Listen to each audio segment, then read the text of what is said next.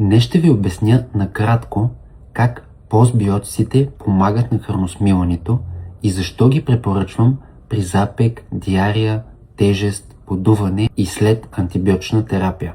Какво представляват постбиотиците?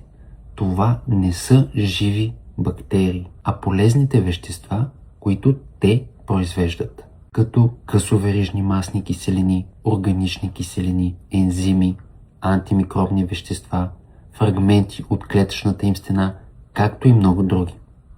Накратко, това са активни компоненти, които реално вършат работа в нашите черва.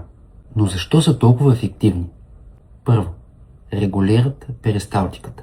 Късоверижните масни киселини, като бутират, пропионат и ацетат, стимулират ентерохромофинните клетки в червата да произвеждат серотонин, хормонът на доброто настроение, който едновременно е основен регулатор на червната моторика.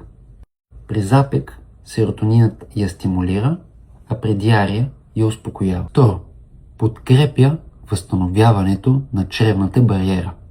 Резултатът е по-малко подуване, по-малко газове и усещане за лекота. Трето, балансират чревната микробиота. Постбиотиците подпомагат растежа на собствените полезни бактерии, като същевременно потискат патогенните такива. Затова са толкова подходящи при дисбиотични състояния, както и по време и след антибиотична терапия. Четвърто, намаляват газообразуването и подуването, тъй като подобряват храносмилането, намаляват прекомерната ферментация в червата и подпомагат поддържането на оптималното pH в тях. Аз съм доктор Никола Стойков, лекар-гастроентеролог и винаги търся най-доброто за своите пациенти. А за запек, диария, подуване, тежест и прием на антибиотици най-добрият избор, според моя опит, е Бибиотик Гастро.